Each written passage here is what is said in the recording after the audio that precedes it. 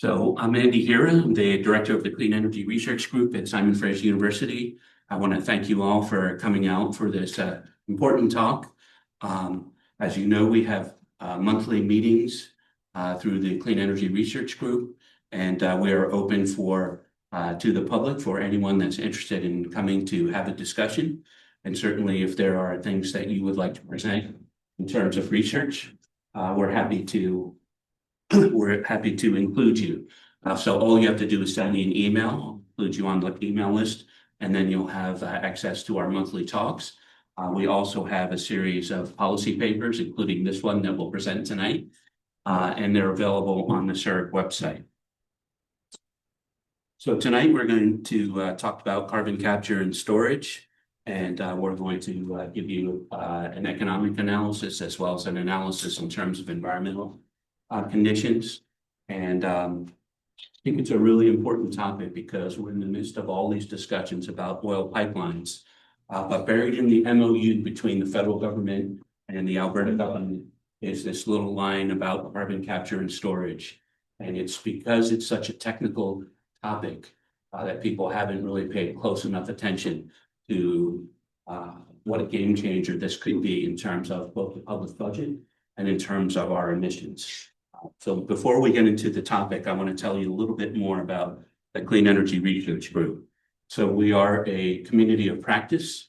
That is that we are open for anyone that is interested in climate change or energy issues to join us. We have over 200 members now on the email list. So I'm really always glad to meet people and to think we're good. Thanks. Thank you very much. I'm always happy to include additional people that are just interested in the topic. You don't have to be an expert.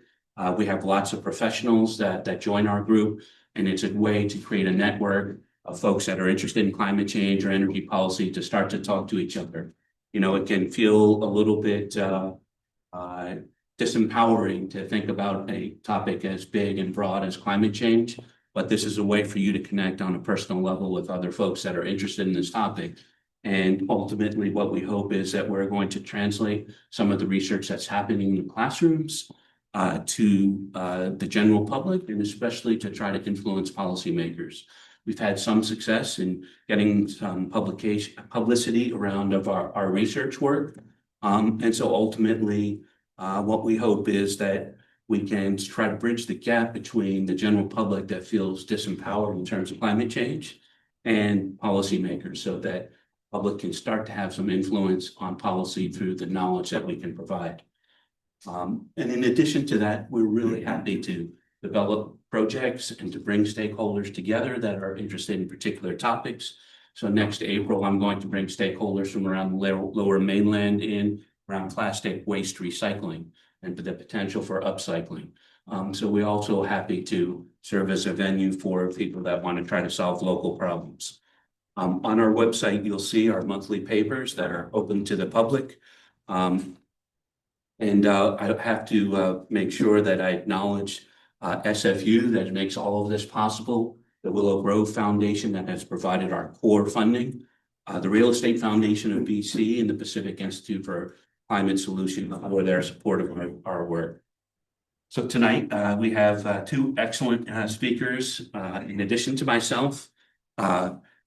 One of our speakers is Dr. Andrew Wright. He is a leader in terms of Canadian innovation as well as environmental policy. He was the CTO, the Chief Technology Officer of Datum Telegraphic.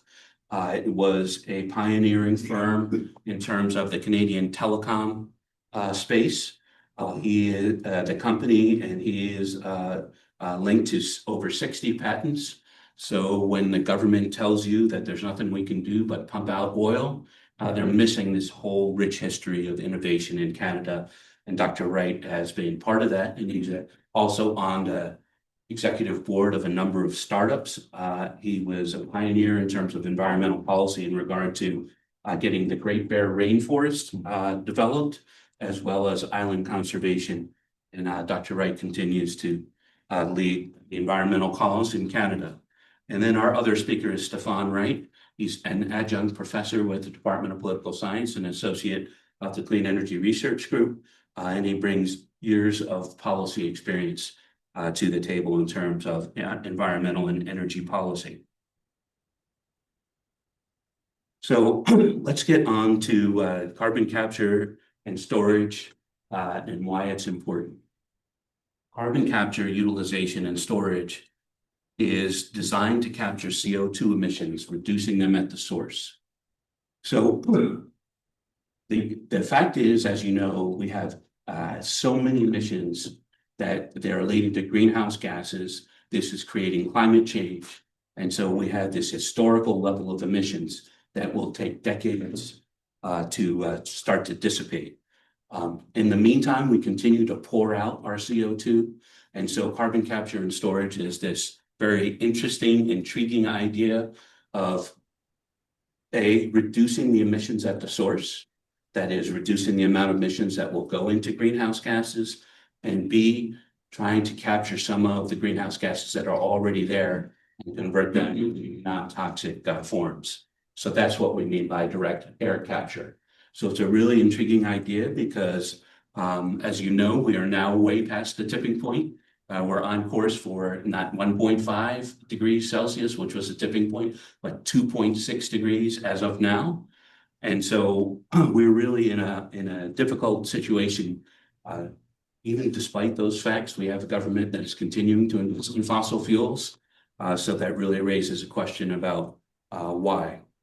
We'll get into some of the why later on, but for now, what we know is that carbon capture and storage is a darling of the international environmental movement. International organizations and governments have poured billions of dollars into this technology. There are over 700 projects planned around the world, 45 in operation, including 2 active ones in Canada that we'll discuss later. So we're talking about billions of dollars of funding that are being thrown into this technology. And if you followed the latest budget discussion in Ottawa, you know that there are major tax credits, including up to 50% going to carbon capture and storage. So we're talking about a potential of 16.5 billion potentially for the Pathways Alliance, which is the main industry advocate for carbon capture and storage in Canada. So this is not a small amount of money. This is a huge amount of money. And therefore, it's not just a major effect on our Canadian budget, a major cost to us as taxpayers, but it also represents an opportunity cost. That is, what else could you do with that money? As we discussed earlier, Dr. Wright is a pioneer in Canadian technology. We have 1 million entrepreneurs in this country that would love to have access to capital. And we know in Canada, one of the main impediments for startups to be able to get through the valley of death and reach a mature stage is lack of access to capital. That's why we have so many Canadian companies that either fold, like BlackBerry or Nortel, or they get sold out to multinationals. That's because they don't have access to consistent policy support and consistent capital. And so where is that capital going? Right now, it's going back into fossil fuels with the hope that carbon capture and storage will reduce some of those deleterious effects of emissions. So what is carbon capture and storage? Utilization and storage, the U is for utilization. It's designed to reduce the greenhouse gas emissions. Anytime you have an oil well or a gas well, you're going to have natural emissions that come from that. When you think about, you just look at your exhaust pipe in any gas car, you see exhaust coming out, and that's all going into greenhouse gases. Anytime you heat up your hot water tank or you heat up your house with natural gas, you're creating emissions, methane emissions in that case. So buildings are constantly leaking these emissions.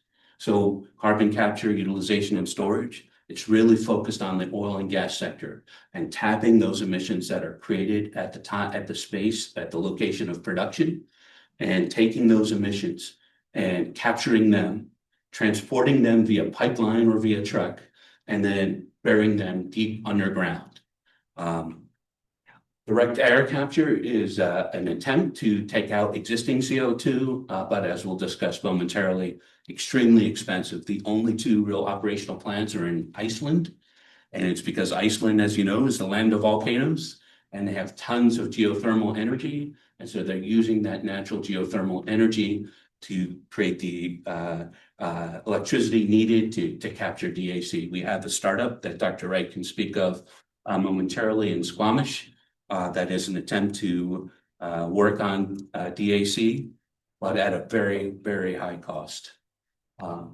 So there are essentially four methods of our carbon capture and storage. The first is the natural one, which is plant more trees. We've been trying to do that for a while.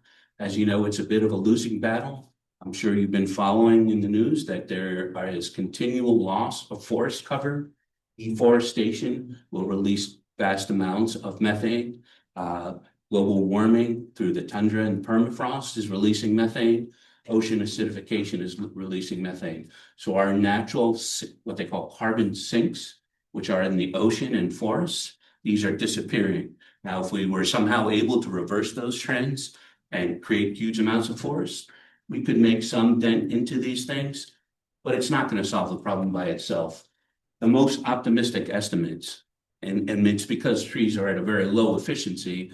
Remember that any time that trees burn or there's natural decay, that carbon will be released again in the atmosphere. So it's not just a one-way process. And so the most optimistic ones, estimates are that maybe we could capture 50% of the CO2 that's being produced. So it's not really a solution in and of itself, but it shouldn't be ignored. Utilization is taking that CO2, trying to create new products out of it. And it is both expensive and also has a very limited market. So far, it has extremely limited applications. The U in CCUS is not really being emphasized because it's not all that feasible. The one place that you see the most activity in CCUS, and this is written into our current budget in terms of tax credits and subsidies, is in enhanced oil recovery. And this is injecting the CO2 back into the oil and gas wells so that you can push more out.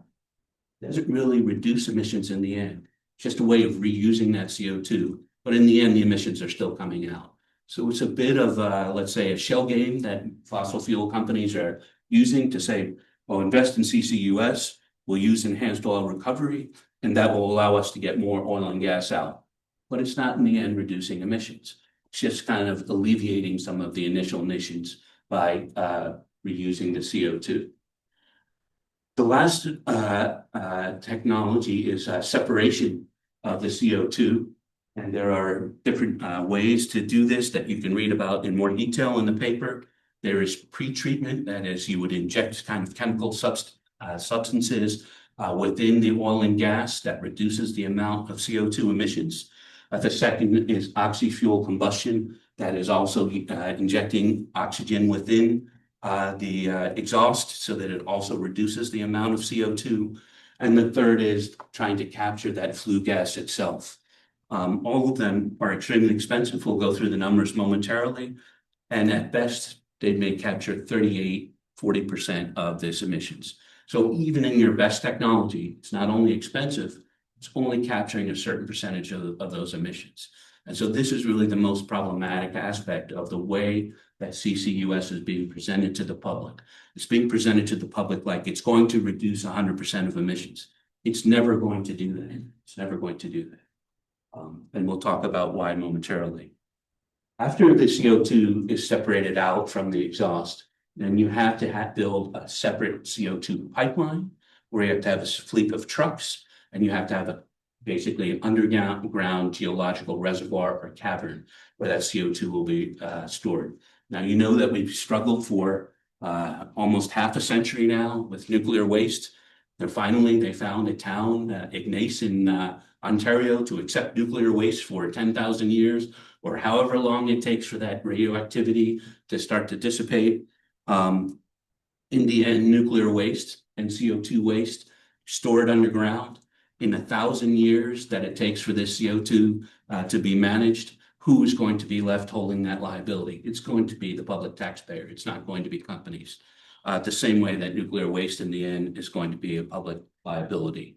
Now, obviously, CO2 is not as dangerous as radioactivity, but the fact is that it's still going to require ongoing expenses. And what you see here is that the only thing that really is creating any sense of revenues is EOR, which is going to create more emissions.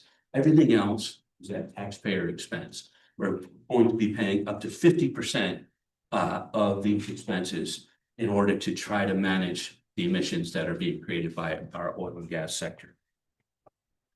I'm going to turn it over to Dr. Wright now to explain a little bit about the supply chains and the storage technologies for carbon capture and storage.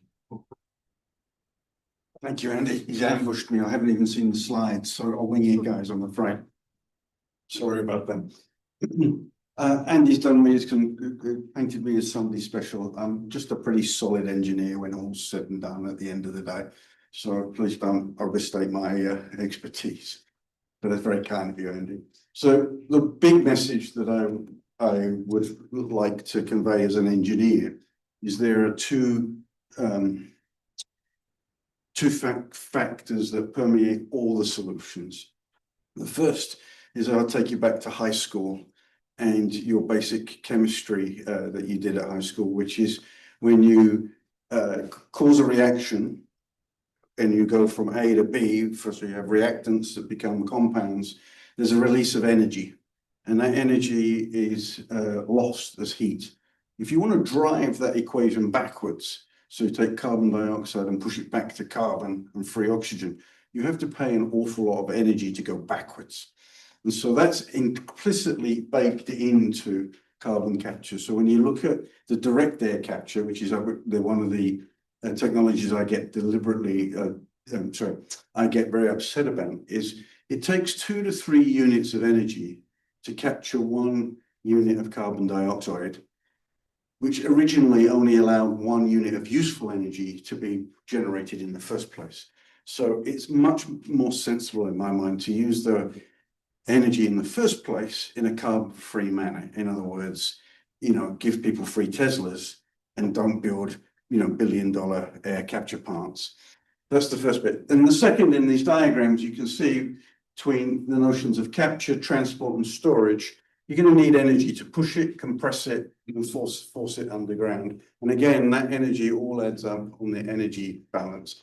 And you can do it with electricity in part, which makes it useful. But if you look at the direct air capture, for instance, at Carbon Engineering in Squamish, which is very similar to the climate works in Iceland, they burn a combination of of methane and use electricity. And so for every unit of carbon captured out of the atmosphere, you add another third to it before you push it underground. And it's all energy consumption that, as I said, you could actually use much more efficiently in moving goods, heating homes, if you used it directly in the first place at a 2 to 1 notional ratio. So the second slide in here speaks to what Andy's already talked about, is to push it into geological reservoirs deep underground into aquifers that are saline, and then you get that chemical reaction that ultimately mineralizes the CO2 and locks it up. And that's a long, non-immediate chemical reaction. And I argue with Andy, we disagree on nuclear power, but if there's been a few cases in Africa where carbon dioxide releases en masse have occurred, if you suddenly find yourself surrounded in 100% carbon dioxide atmosphere, position, you die a very painful death very quickly. So if we have geological escapes, where they are, how close they are to civilization, these are real concerns. So I'll leave it there with you, Andy. Thank you. So on to Dr. Pauer here to tell us a little bit more about the economics of CCUS. Thank you. Yeah, when you look at the power sector, so this is a cost comparison.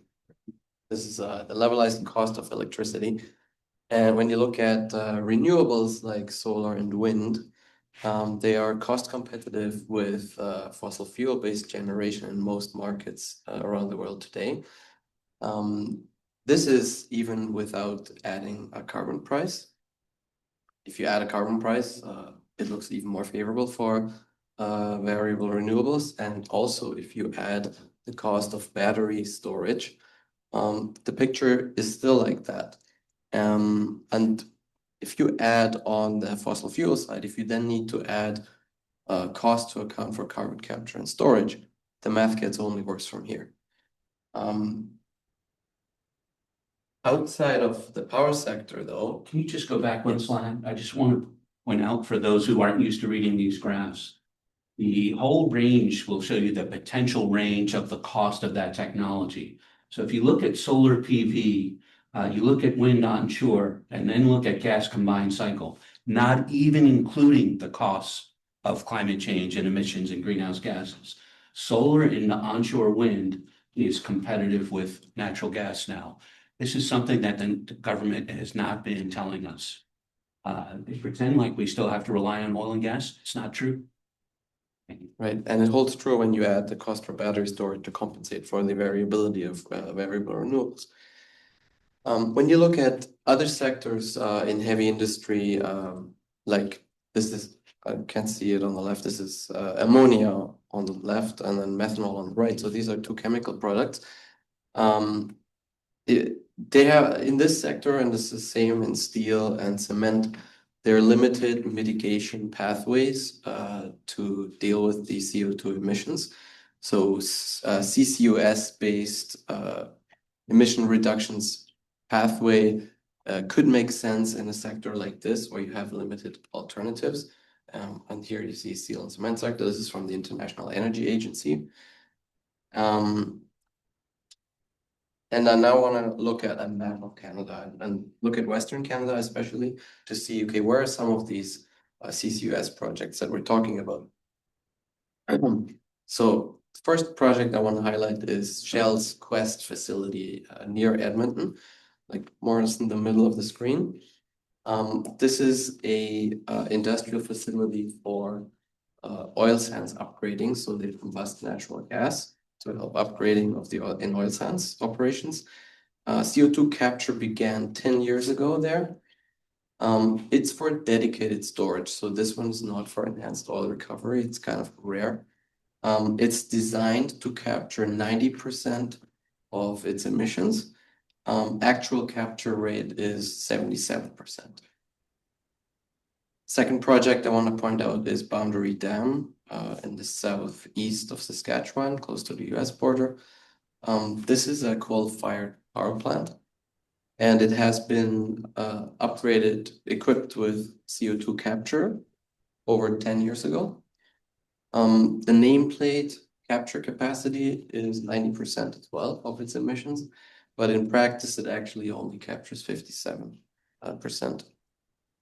And this one is for enhanced oil recovery.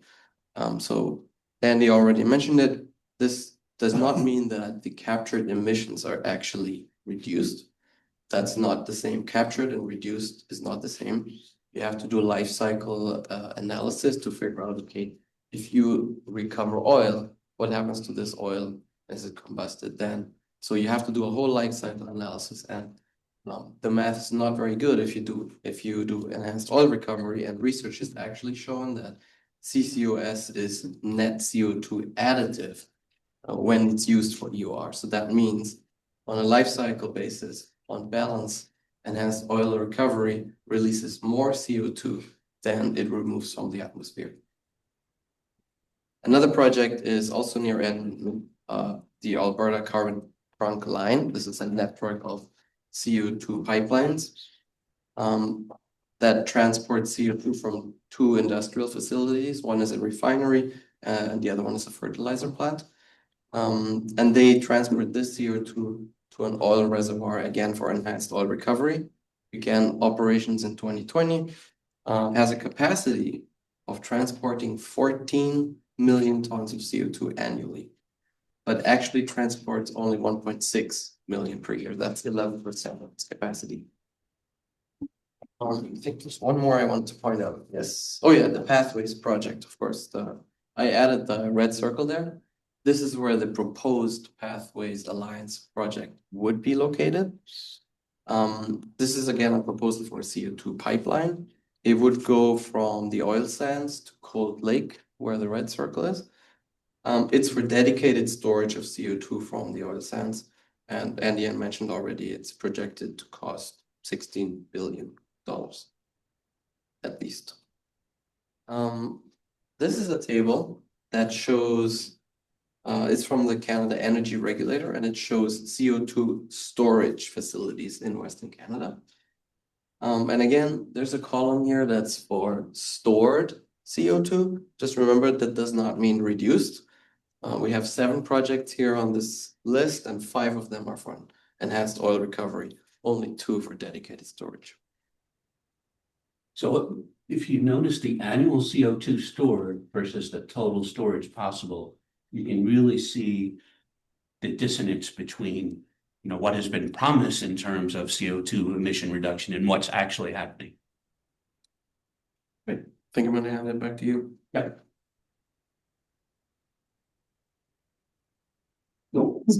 No, I've already mentioned this, but I think it bears emphasizing that our government is not being completely honest with us when they say that the oil economy will continue to be robust. The International Energy Agency, Information Administration, as part of the US government, they have all projected that there's going to be a major decline in oil and gas prices sometime in the next decade. Why is that? It's because on the supply side, we have suppliers like Saudi Arabia, like UAE, like Russia, that are just pumping out as much oil and gas as they can. And countries like UAE and the US and Australia, their LNG facilities are far ahead of where we are. We're just getting started. So we have a 30 or 40-year window of time that would be required to pay off all of these infrastructure investments. And yet what I've told you is within the next 10 years, the projections are that oil and gas prices are likely to collapse. They're going to collapse in part because of that huge supply glut. And keep in mind that all of those oil and gas producers are much closer to China and closer to Europe than we are, including the Gulf states, right? From BC, we have to ship all the way through the Panama Canal in order to reach Europe. Now you say, well, what about Asia? Yes, we're closer to Asia, but so is Myanmar, so is Malaysia, so is Australia. So even if you just consider distance, notwithstanding the fact that Canada also uses tar sands, which is a more expensive form of oil, we are not going to be competitive in the long run. We're certainly not going to reach the same level of profits that the government is projecting by making these investments of taxpayer money that supposedly will lead to huge royalty payoffs. I just don't think that's going to happen. So that's on the supply side. On the demand side, what you're seeing is I've already seen some of the graphs that Stefan showed in terms of the levelized cost of energy and how renewable energy is cheaper. And this really cements the point. Natural gas with carbon capture and storage is about $50 per megawatt hour. And yet onshore wind, PV solar, and geothermal, obviously it's site specific, is cheaper. So why would you invest in oil and gas when you can produce clean energy? This is not including the cost of climate change. You can produce clean energy for a cheaper cost. And the answer to that is that most countries see that this is folly. And that's why Saudi Arabia has invited in NVIDIA and why UAE is sponsoring every soccer jersey, because they want to become a transportation hub, because they see that the climate change and the advance of technology means that the era of fossil fuels is going to end. There is a finite period during which these markets are going to be viable. And so the question is, why is Canada investing in a technology that requires a 30 or 40-year payoff when probably in 10 years those markets are not going to be viable? It really just doesn't make sense. So on the demand side, what you're seeing is a shrinking of the demand for oil and gas. Why is that? Why? Because renewable energy is cheaper. Now we have a storage issue. Battery prices have come down drastically. There's still more technology that is needed for longer duration storage, as Dorsa could explain in the Q&A. So we should be investing in long-term electricity storage. That would be the solution. If you improve long-term energy storage, you would solve this problem. That is, we would have no need for fossil fuels. So the price of solar and wind is getting so cheap that countries in sub-Saharan Africa are opting to buy solar panels. They're not buying natural gas. And in the same way, you're seeing countries like Nepal and Vietnam starting to buy EVs, including electric scooters and electric motorcycles, because they're cheaper to maintain and they are becoming cheaper than gas-powered vehicles. So we're investing in a technology that goes back to the beginning of the 20th century. And in the meantime, we have 21st century technologies that are taking its place. This is reminiscent of what's been happening in Canada since the outset, I'm sorry to say.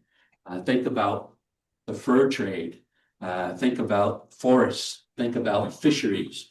We've been down this road before, investing in declining industries, hoping that somehow they're going to revive, that we're going to get through this boom and bust cycle.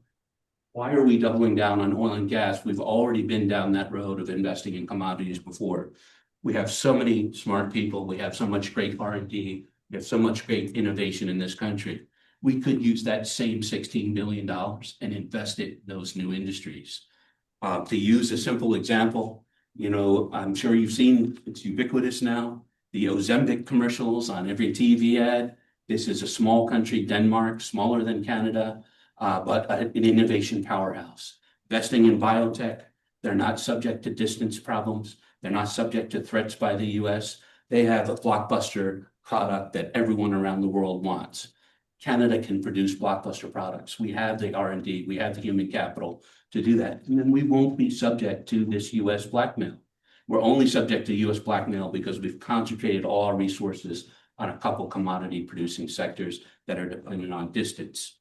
And let's also keep in mind that the tar sands oil cannot be refined everywhere. It requires specialized refineries, and almost all of those refineries in the US. And last but not least, I'm sure you don't need more, but I might as well pile on since I'm at it. Last but not least, let's consider the fact that instead of investing in a new oil pipeline or a new LNG pipeline, we already have an existing network of pipelines. Trans Mountain Pipeline is only operating at 75 or 80% capacity. So what is the justification for creating conflict with First Nations, for increasing all kinds of environmental risks and hazards, for becoming a bad citizen in terms of vastly increasing the amount of greenhouse gas emissions, when we could still make money on fossil fuels just using the networks we already have? There simply is no justification for it when you consider all these factors. In fact, there is a Stanford economist, Jacobson, who says that if we move to net zero, if that needs to be our goal in order to avoid climate catastrophe, it will be 9 times as expensive with carbon capture and storage than simply putting the money into renewable clean energy. So we have the option right there. What are we waiting for? So let's look at some of the numbers that Stefan alluded to. Quest, that is the existing carbon capture and storage, the main operation now in Canada, it received almost half of its funding, $865 million of taxpayer subsidies as part of its total cost of $1.3 billion. And the cost estimate from the IISD, that's the Institute for Sustainable Development in Manitoba, gives us the figure of $200 per ton of CO2. So compare that with the numbers we've just seen. And what you see is we're pouring tons of money into capturing CO2 when it doesn't need to be produced to begin with. Now, the figure for the Boundary Dam, which is a coal-fired plant in Saskatchewan, is a bit lower, but it's still $130 a ton. This is not a cheap technology. Chevron Gorgon, it's the largest CCUS facility off of Western Australia. It's the largest project in the world. Total cost estimate is $55 billion. So far, they've only received the pilot money from the Australian government of $60 million. But imagine what you could do with $55 billion. You could wipe out all kinds of diseases, including malaria. You could wipe out poverty. You could invest in clean tech around the world, and we need that investment. When you think about exhaust that's happening, as I mentioned before, in every building through natural gas heat and hot water boilers, when you think about all of our gas vehicles, we need charging stations. We need subsidies to get lower income residents have access to EVs.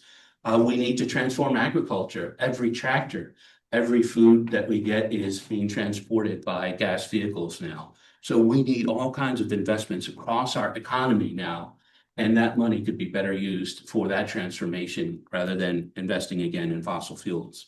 So Oregon in 2024-25, this is a graph from the renewable energy website. You can see it has a decreasing amount of CO2 that's been capturing. And in 24-25, it captured an estimated 1.33 million tons of CO2, or about 25% of its emissions.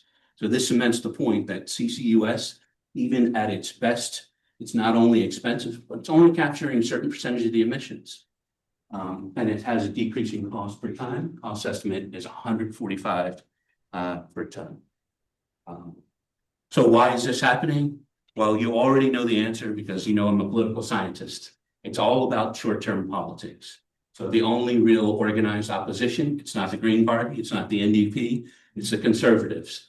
And so it's these 37 MPs in Alberta and trying to basically pull that rug out from under the Conservative Party in terms of expressing bona fides for this delusion that Alberta has that the fossil fuel sector will continue to provide into the future.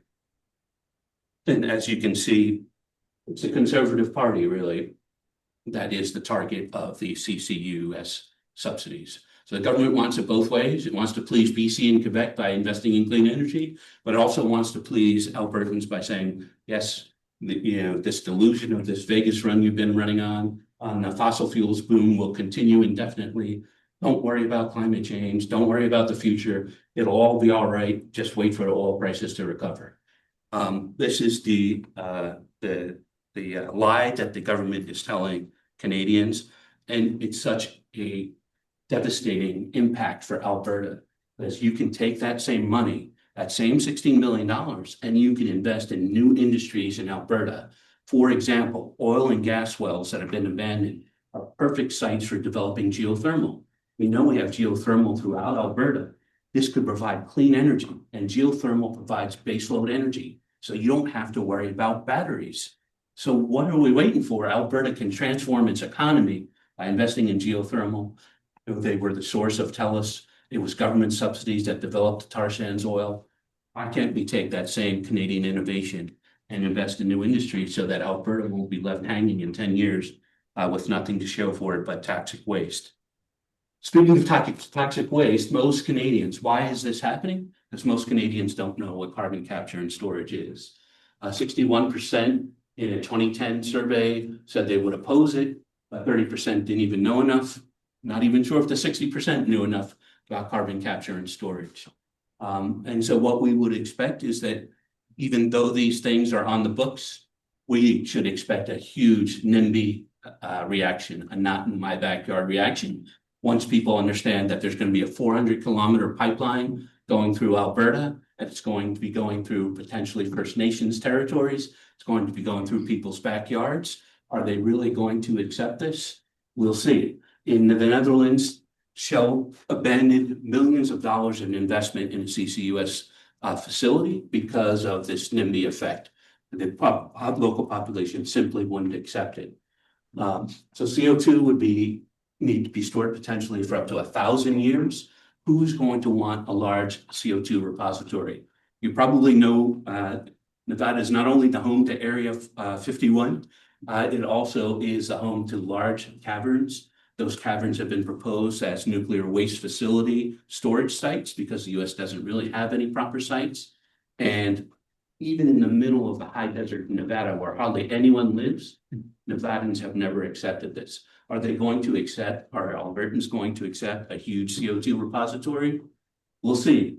In 2020, there was a CO2 leak of a major pipeline in Mississippi, and it created all kinds of health effects, local hospitalizations. It wasn't really covered well within the media, but this is an ever-present danger. Do you want a CO2 pipeline going through your neighborhood? Probably not. Probably not. So these are things that the government and companies are counting on in terms of public's ignorance about this issue. So it's not only an economic liability and a greenhouse gas liability, but it's also a safety risk. None of this has been discussed in public before the government rushes to provide all of these subsidies to a dying industry. So to summarize what we've talked about, I'm not sure if you really need this. I think it's pretty clear. There are an estimated 38 billion tons of CO2 being produced annually from fossil fuels. Right now, carbon capture and storage is capturing about 50 million tons or 0.1%. 0.1%. At a huge cost, as we discussed. The hopeful projections put it at potentially 1 billion tons annually, which would be 2.6%. So we're putting billions of dollars into a technology that might capture 3% of our emissions. So the renewable energy is cheaper, as Dr. Wright said. We're going to produce all this oil and gas. We're going to put it in our gas vehicles. We're going to put it in our homes. We're going to heat our hot water with it. But we have cheaper technologies that are clean, right, readily available. It might be cheaper just to not produce the emissions to begin with. To state the obvious. There's a limited amount of suitable storage areas. They will cover only a low percentage, so that once those storage areas are filled, then you run out of capacity for long-term storage for CO2. We've already discussed how it will become a long-term public liability and how it will have NIMBY effects. So the only place that we can see where it's really justified, as Stefan mentioned, is in these heavy industries like cement or like steel. We don't really have mitigation strategies. We don't have clean technologies that can substitute for those industrial processes. In those instances, like in the case of hydrogen, I would argue, it does make sense to use some CCUS technologies, and preferably they would be based on green renewable energy resources so that you would absolutely mitigate it. That is the only place where it is really economically justified. So the most dangerous thing is that because of public ignorance, the oil and gas lobby and the federal government and the Alberta government is going to convince the public that carbon is being captured and stored. What we've seen is at best it might capture 30%. That means 70% of those emissions continue. So what this does is it gives an excuse for the oil and gas company to pretend it's going green, kind of like clean LNG. How can LNG be clean? When you burn LNG, whether it's in China or in BC, it's creating huge amounts of methane emissions. So it's another shell game. BC government says, well, we're clean LNG. So we're going to jack up your electricity rates by huge amounts so that we can claim to be clean LNG. Then we're going to ship it off to China using all this incredible energy in LNG tankers. In China, it's burned, creates all these methane emissions. But BC, it doesn't count in BC because it wasn't burned in BC. So these are the games that the federal government is playing with the public lack of knowledge. And so it's really important for us as knowledgeable people, as interested citizens, to fight against these foolish policies.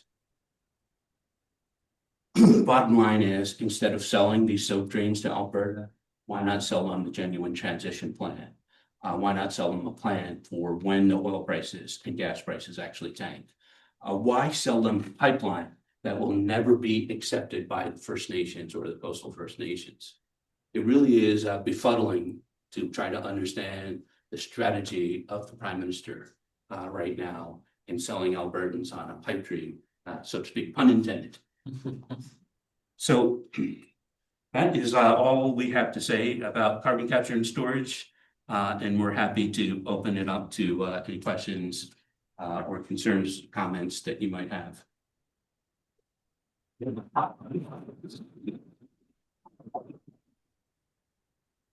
Open.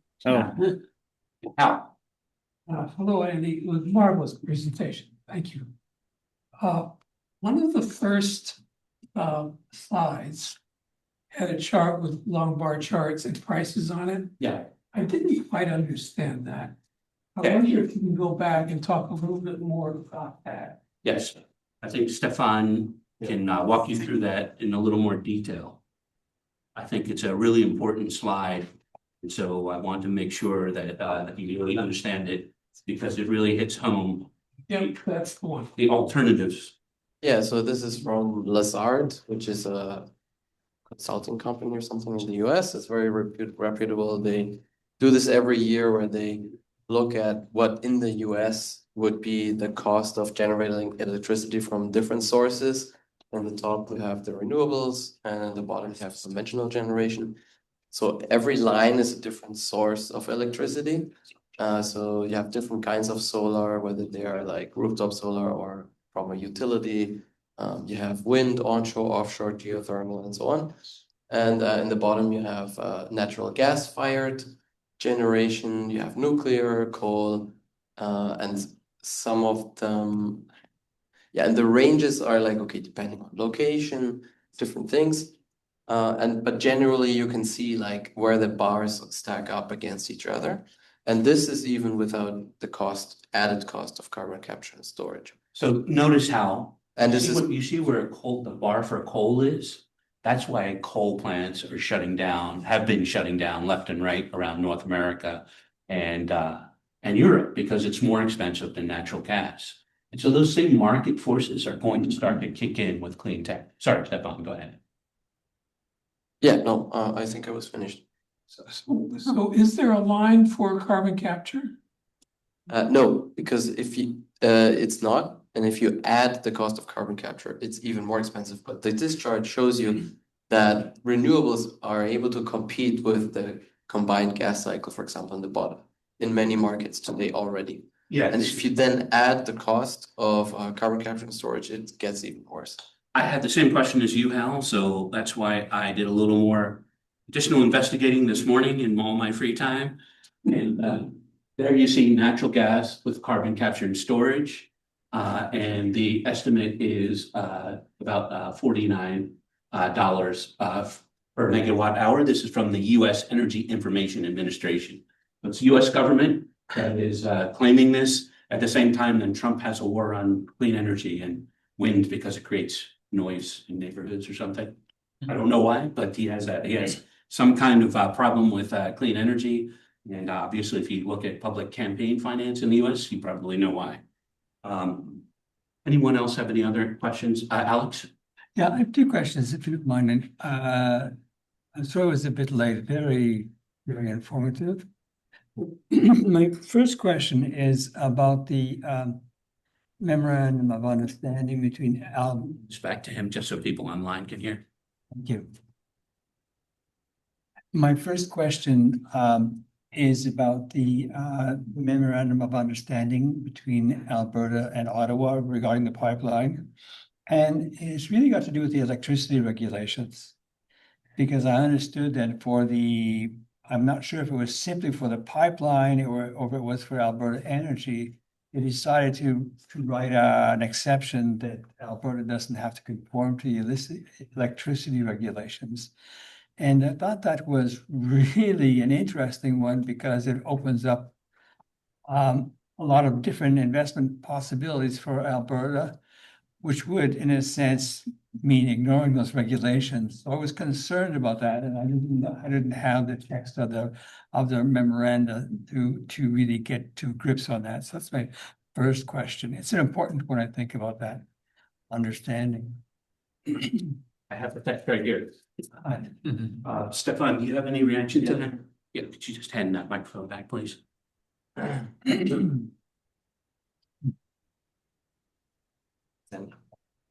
Yeah, so part of that agreement was indeed the commitment by the federal government to already today suspend or agree to suspend the application of those clean electricity regulations for Alberta.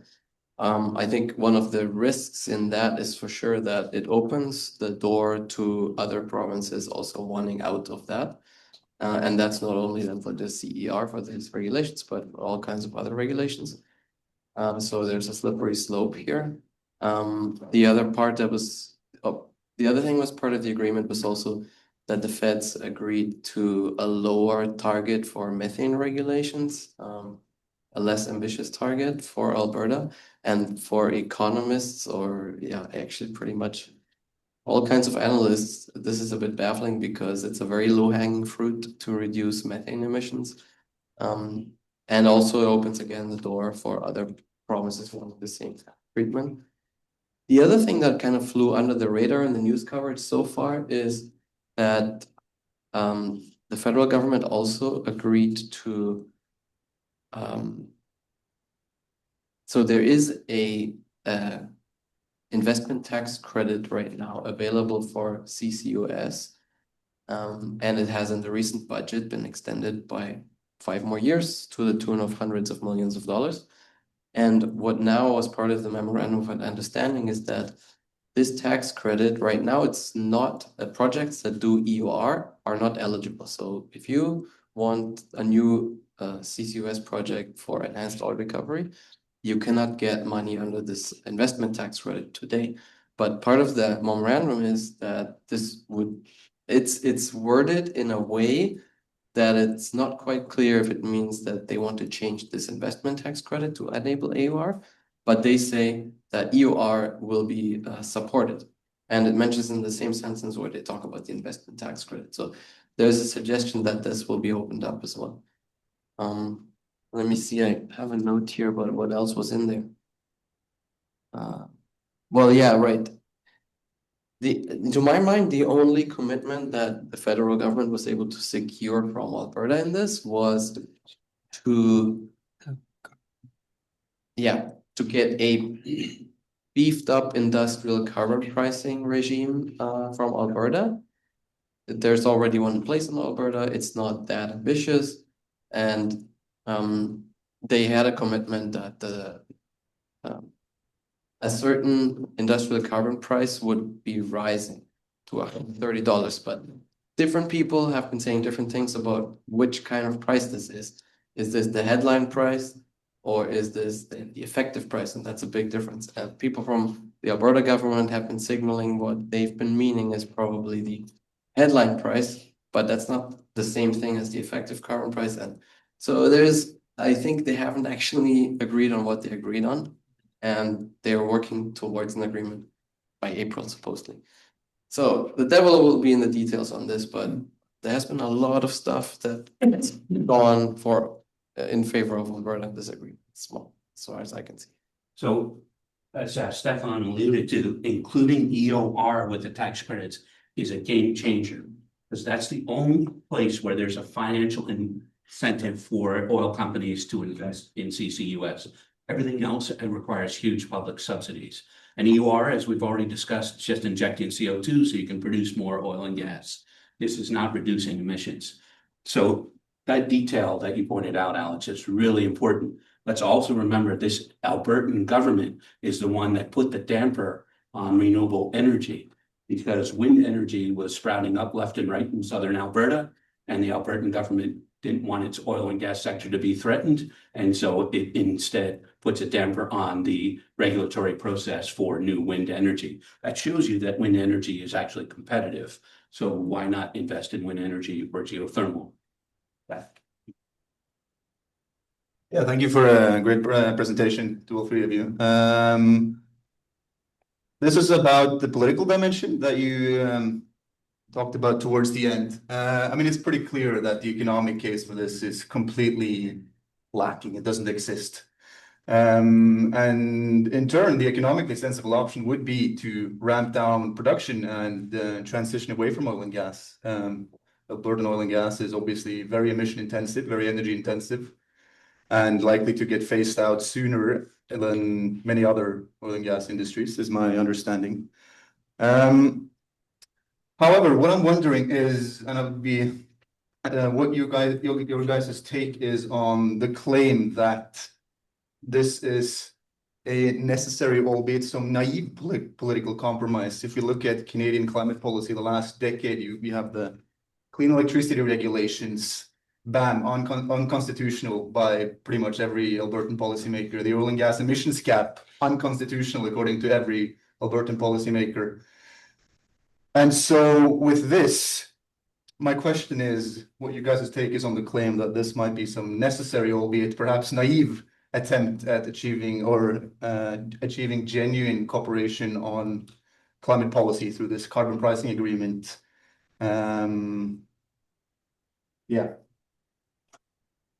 It's a really good point. There was a an editorial in, I think it was the National Observer last week that suggested that Carney is playing 4D chess. And he got the Alberta government to agree to industrial carbon pricing. That this was a way, and they also agreed overall to, moving towards clean energy. This was a way for him to get them to make these concessions, but at what cost, right? At what cost? If the cost is for billions of dollars of taxpayer money to go into carbon capture and storage, I don't think it's a good bargain. As you pointed out, this is government that eliminated the emissions cap, eliminated the EV mandates. So if the government says, well, we're investing in clean energy and we're investing in fossil fuels, it's not true. The emphasis is really on prolonging the lifespan of fossil fuels. Yeah, and I think the crux of the matter is really that regardless of what kind of policy tool you use, if you have an oil and gas emissions cap, or if you have a differently designed industrial carbon pricing system, or if you have the clean electricity regulations, the fact of the matter is the transition is going to be painful for Alberta, that's for sure. But I don't think they're willing to change to and painful regardless of what kind of policy you do. If you need to achieve these emissions, it's going to be painful. So I think it's more of a bait and switch approach that they've been doing here, trying to get rid of some policies and then agreeing on something later that they are hoping to water down. Remember that we supposedly have international commitments under the Paris Agreement that we have basically decided to blithely ignore. I have someone online that's been waiting for a while. And the young lady at the back has also been waiting. Yeah, sorry. Time, do you have a question you want to ask or a comment? Thank you, Andy. I just want to see if you can hear me first. All right. Are you able to hear me? Time, can you hear us? Please go ahead and ask your question. Can you hear me? I don't know if you can hear me. I'm sorry, I'm not able to hear you here, so just type it in the chat, and then I'll read it out loud. Okay, Time, go ahead and type your question in the chat.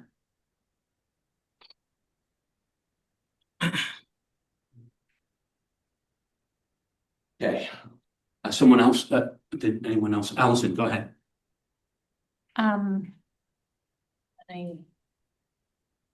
Just a comment on the political piece on the pipeline that I think a lot of news media has missed the plot on is that Pathways Plus is a requirement.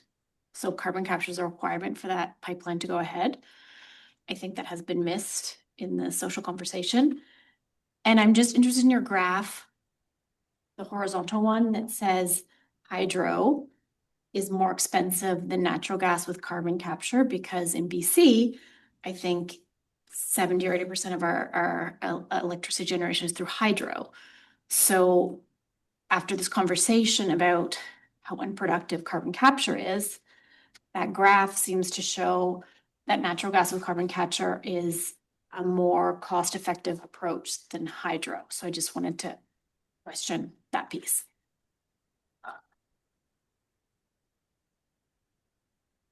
I'm not sure exactly how the EIA's methodology works, but I think the important point to point out is this is just the cost of production. If we included the cost of pollution, then you would see a completely different kind of graph.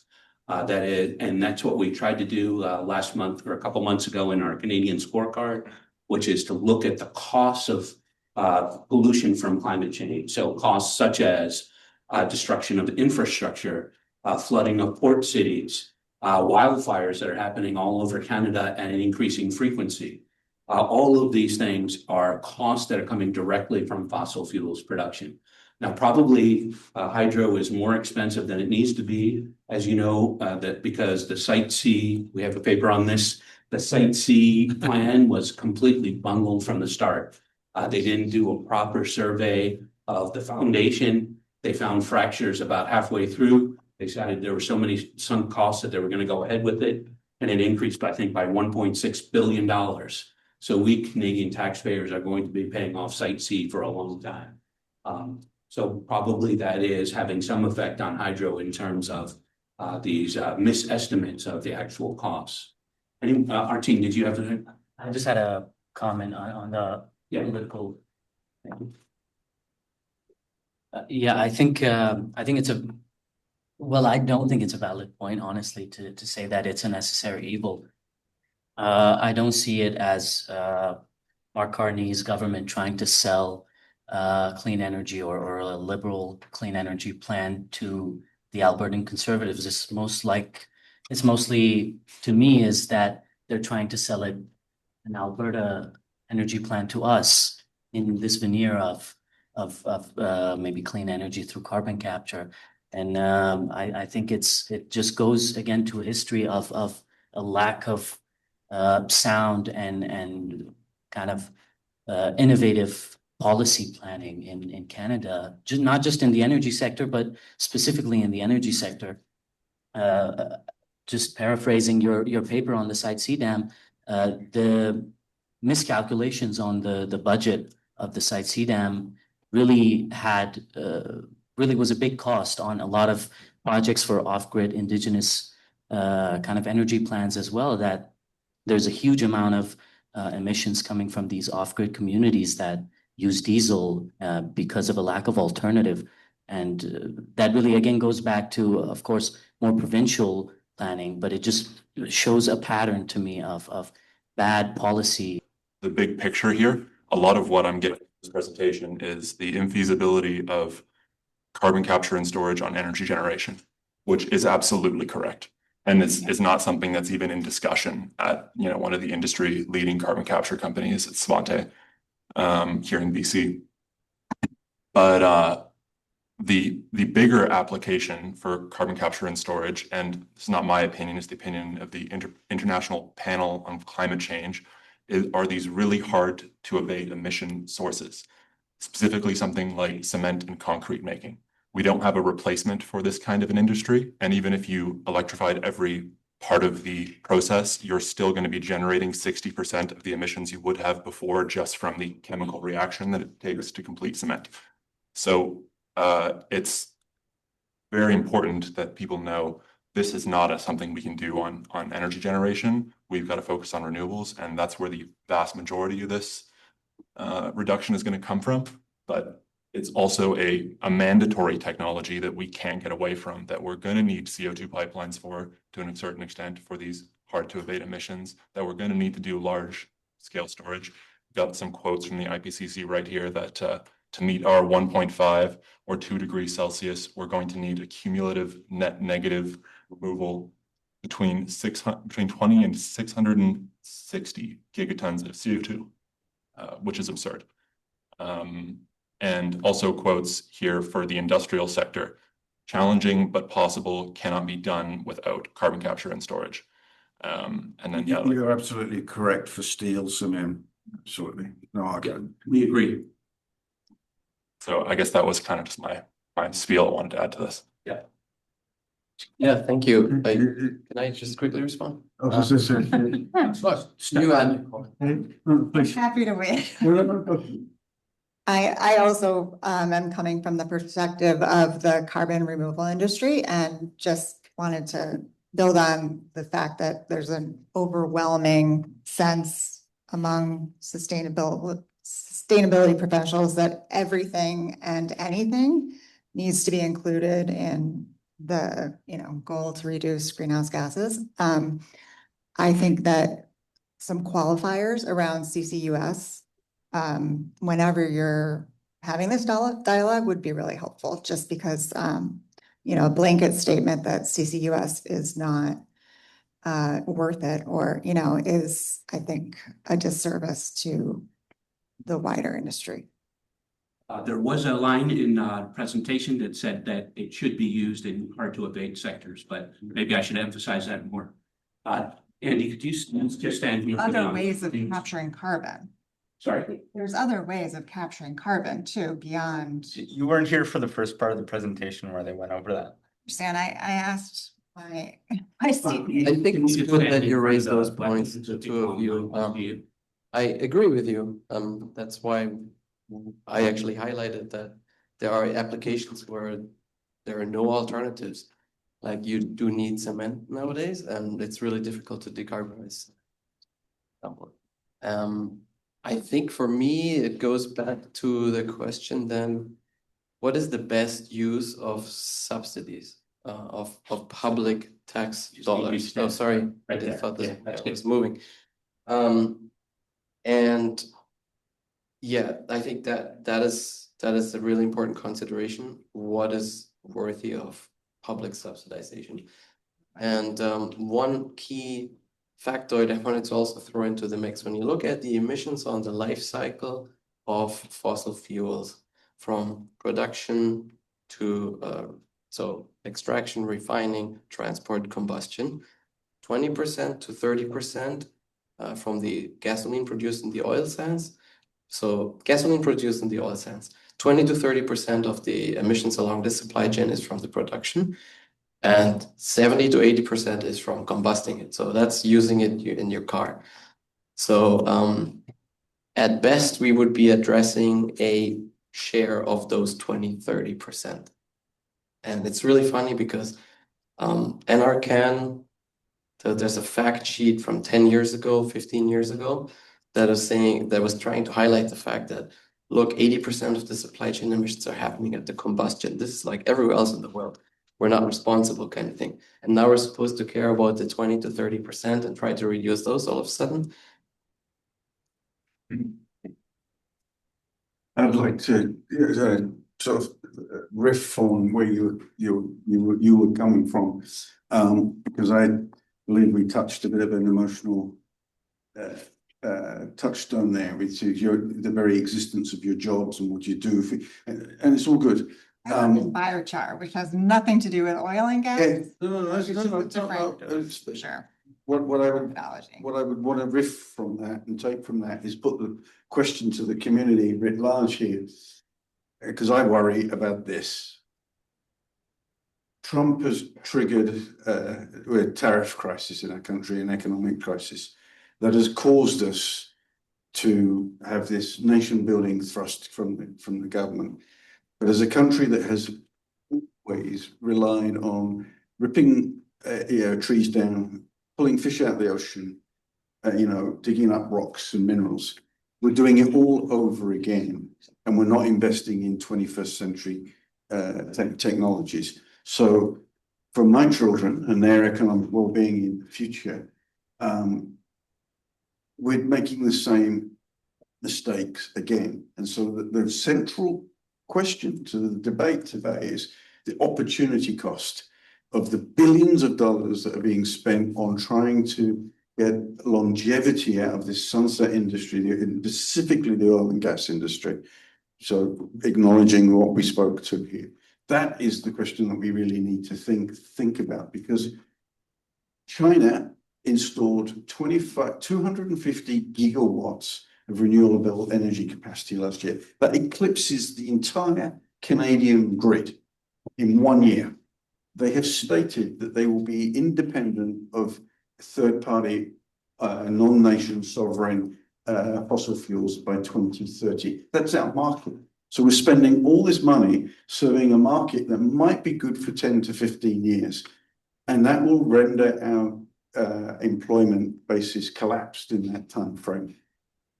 We should be investing that money in technologies that imbue 100 years of return. And that's the big key question, of which we're going to need to build turbine blades, which is made of steel or aluminum. Aluminum is also bad on the bauxite for carbon dioxide off-gassing.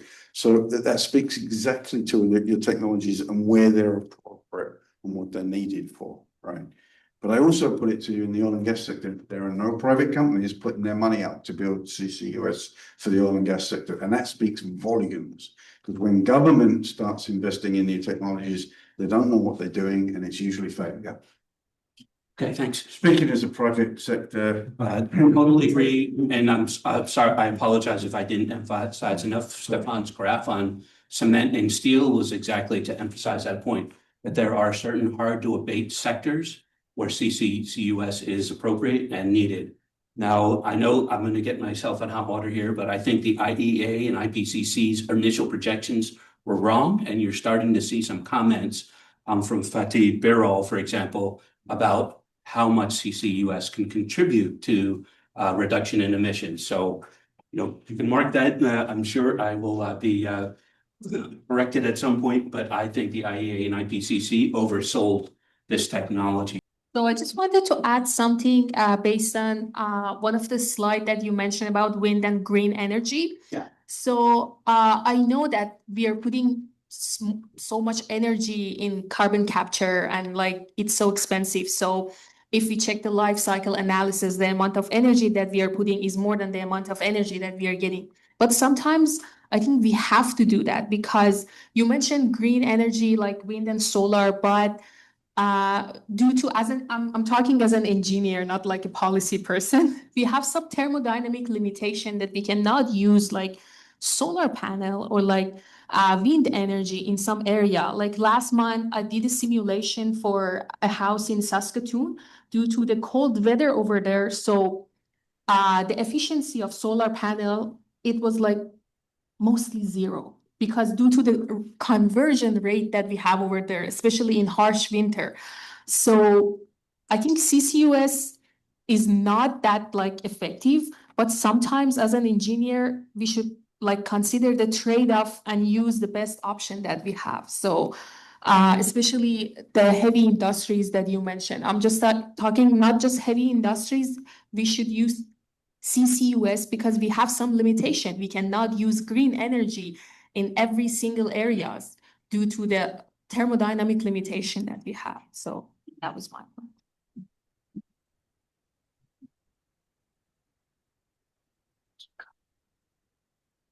Thank you. Thank you very much, Andy, for creating this opportunity for conversation, and to the other speakers as well. I just want to pick up on the hard to abate. Can I add fertilizer to that list? I think that those are, going to be real challenges going forward. And I noticed in the report that you produced, but at the end, you were very clear that you were talking about all CCUS in oil and gas, and not necessarily in these hard to abate sectors.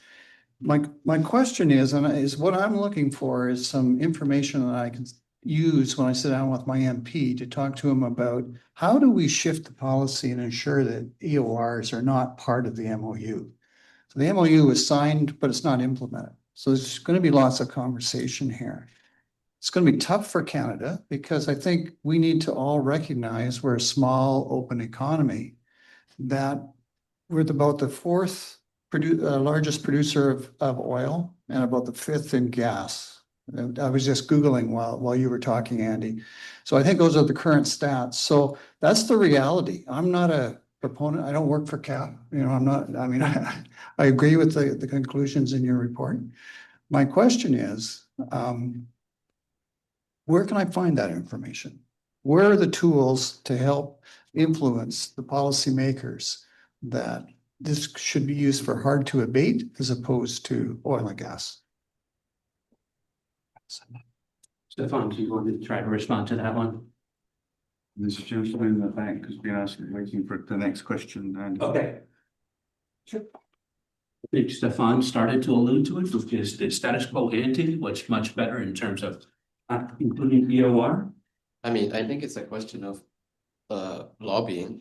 So who are the organizations that advocate for those kinds of things? So environmental organizations. Yeah, it's a policy design question. It was even when the current investment tax credit was worked on, there was a public consultation where people could submit materials. There's always the question, okay, to what extent is this actually being really taken into account? But there's also behind the scenes meetings and lobbying happening. So, I know it was obviously the oil and gas industry really wanted EOR, but the previous government actually decided to exclude EOR from the design. I don't know exactly what led to that, but the environmental community was obviously very happy about that. I mean, frankly, the policy solution is pretty straightforward, which is that we are going to support CCUS for heavy industry, hard to abate sectors. And we're not going to provide subsidies for oil and gas production. Oh, sorry, you were waiting for a while. I also wanted to mention in response to Dorsa's point and Allison's earlier question, that's why hydro, even though it's more expensive, is attractive because it provides base load power and it's like a built-in battery with the reservoir. You can turn it on and off whenever you need it. And because of the short-term storage problems we talked about with gas or wind and solar, hydro is more attractive, but it can be complementary to solar and wind. Thank you. I wanted to return to the political question in a couple of ways, and if I may. And the one is that when you listen to the rhetoric of Carney, this notion of becoming an energy superstar in green and carbon energy sources. In part, reminds me just of a hybrid of Prime Minister Harper's energy policy that was, when he brought it in, it was roundly clapped because the country wasn't ready for it. Indigenous peoples reacted and so forth. And this is one of the reasons why we got this huge environmental battle that resulted in the advancing of federal legislation and so forth. And the federal government ends up building and financing, taking over and building a pipeline. So on that level, something tells me about this memorandum of understanding is quite clearly not a commitment by the government in Ottawa to build the pipeline. They've had it, they're burned. And so in a sense, what they're saying, it's up to you.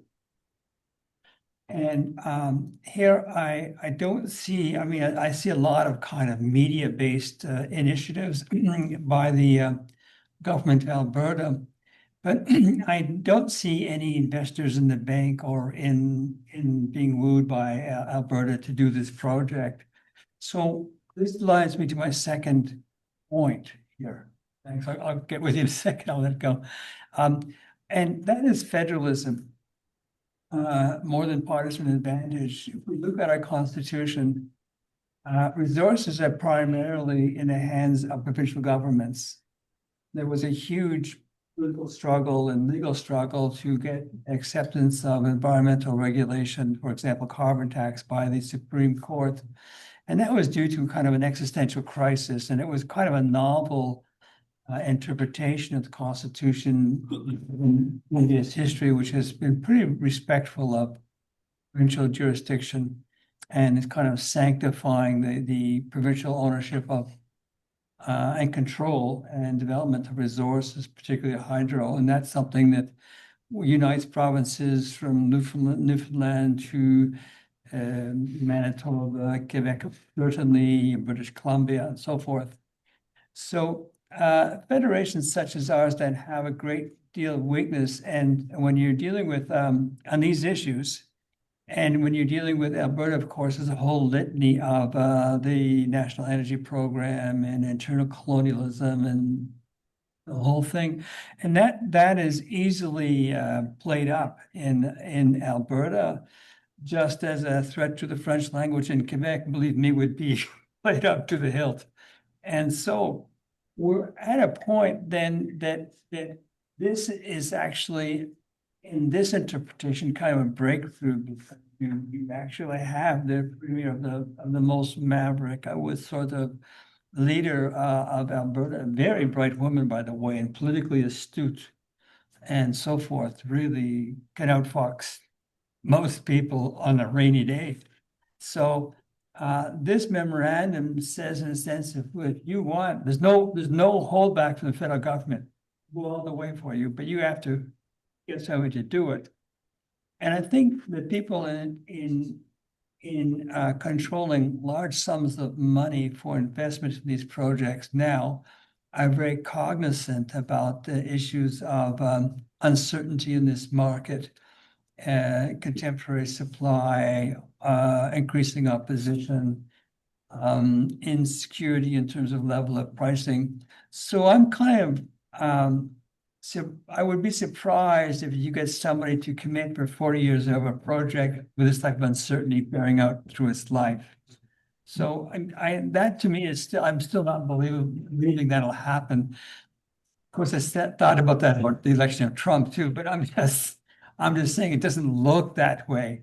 So that's not where I really, I think that was a kind of a very strategic maneuvering. And if the editor of a journal that deals mostly with provincial politics, I would say that was pretty shrewd on the federal government's part. But the overall commitment to being an energy superpower, I really wonder how much pipelines will eventually play into it, new pipelines.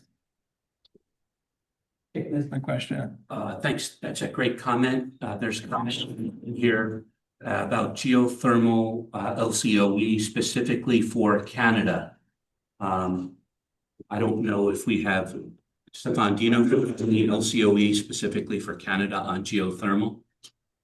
I mean, not off the top of my head. I mean, in Canada, I don't think there's any.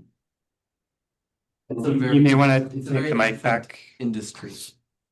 Yeah. So I mean, I don't think there are any large scale, there are no large scale operational plants of geothermal in Canada.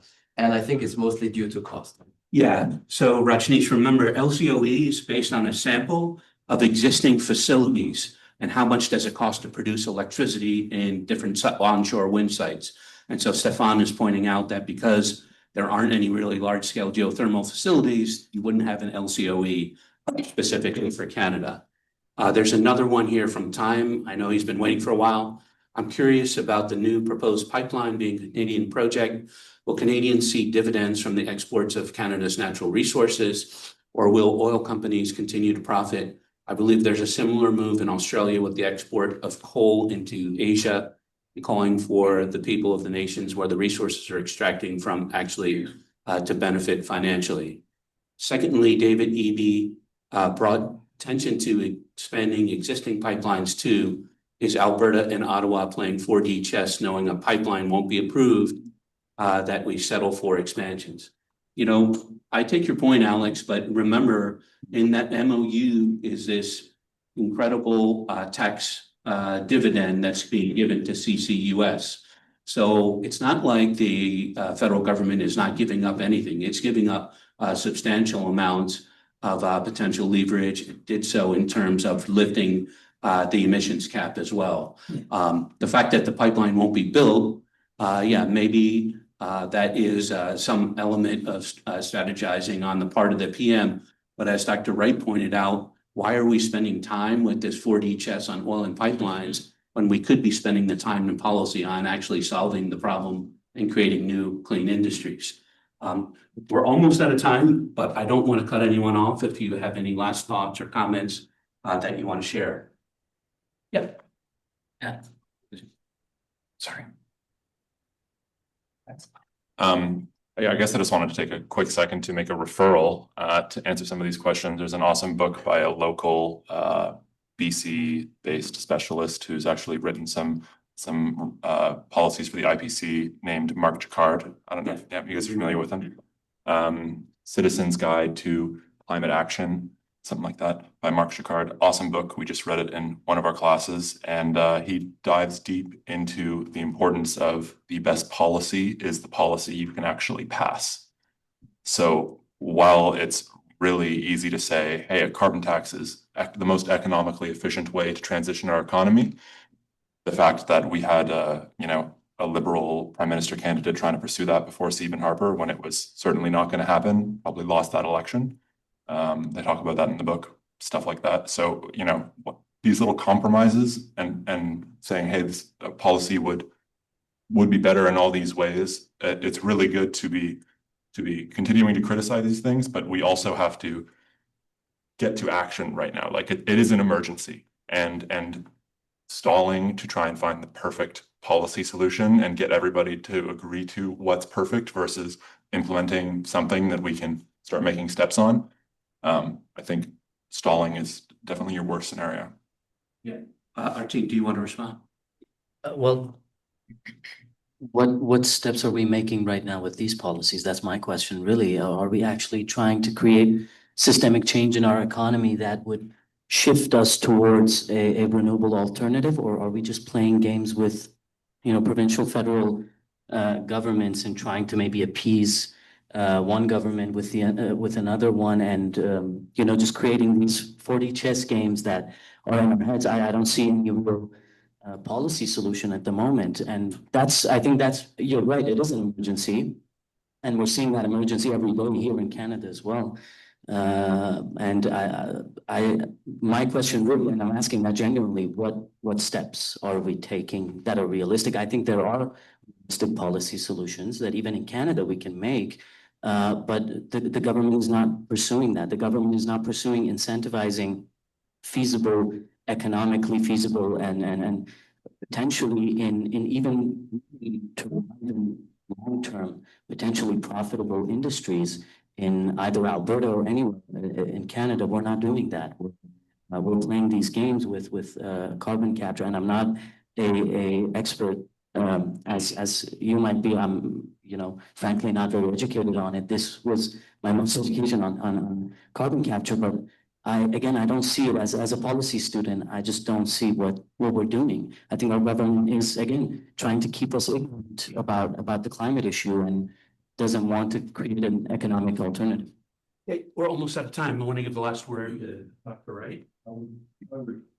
Follow that is, I have a friend and she loves to use the word crisis-opportunities.